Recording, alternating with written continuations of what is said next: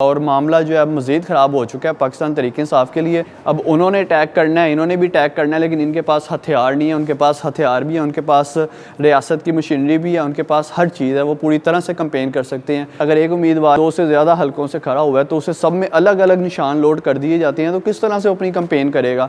बिस्मिल्लाहिर्रहमानिर्रहीम। पूरी दुनिया में मुकीम पाकिस्तानी और पाकिस्तान की खुशहाली के लिए उम्मीदें सुबह का ख्वाब देखने वालों को मेरा सलाम। मैं ज़ुबैर शबीर, आप देख रहे हैं जी अपडेट्स।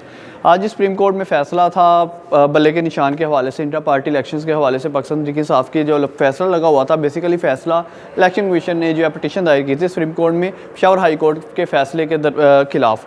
कल भी समाज चली थी, आज भी सुबह 10 बजे से समाज चल रही थी। छठी बार इलेक्शन कमीशन ने जो है इंतखाबात को डिले कर दिया था कि इंतखाबात हम देंगे, लेकिन 11 बजे देंगे, 11:30 देंगे, उसके बाद 12 बजे का टाइम दे दिया था।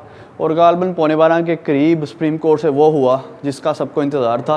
सुप्रीम कोर्ट से बड़ा फ़ैसला आ गया। फ़ैसला क्या आया? फ़ैसला आता है जी कि बल्ला कलअदम करार दिया जाता है। पेशावर हाई कोर्ट का जो फ़ैसला था उसे कलअदम करार दिया जाता है, और जो पाकिस्तान तहरीक इंसाफ है वो बल्ले के निशान से इंतखाबी मैदान में हिस्सा नहीं ले सकती। अगर आपने फिर भी लेना है तो इस इंतखाबात में तो आप बिल्कुल नहीं ले सकते, और अगर आपने पार्टी को रखना है और बल्ले के निशान को रखना है उसके लिए आप 20 दिन के अंदर दोबारा इलेक्शंस करवाएं।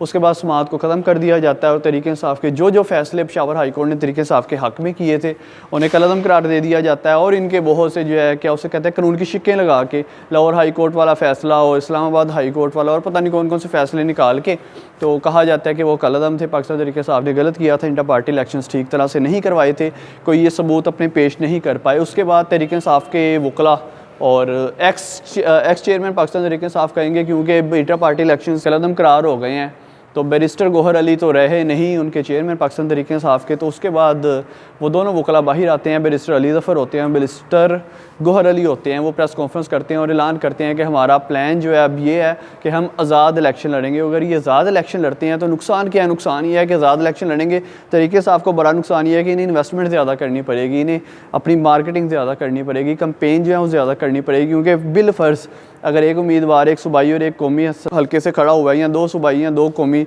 हलकों से या 2 से ज़्यादा हलकों से खड़ा हुआ है, तो उसे सब में अलग अलग निशान लोड कर दिए जाते हैं, तो किस तरह से अपनी कंपेन करेगा। डिफरेंट फ्लैक्सिस, डिफरेंट जो है उसे कहते हैं पम्फलेट, डिफरेंट ब्रोशर्स।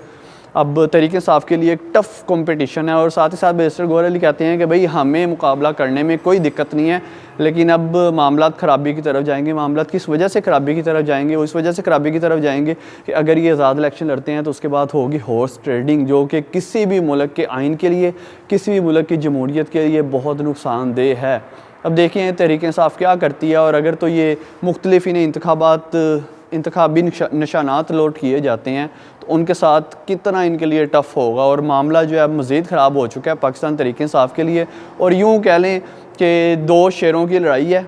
एक शेर हो गई जी PDM और बाकी सारी जमायतें, और एक तरफ होगी PTI। अब उन्होंने अटैक करना है, इन्होंने भी अटैक करना है, लेकिन इनके पास हथियार नहीं है। उनके पास हथियार भी है, उनके पास रियासत की मशीनरी भी है, उनके पास हर चीज़ है। वो पूरी तरह से कंपेन कर सकते हैं। इनके पास अपनी पार्टी का निशान तक मौजूद नहीं है। देखते हैं क्या होता है पाकिस्तानी सियासत में। उम्मीद तो यही करते हैं जो भी हो पाकिस्तान के हक़ में बेहतर। अपने मेहमान ज़ुबैर शबीर को इजाज़त दीजिए और चैनल को जल्दी से सब्सक्राइब कीजिए। अल्लाह निगहबान।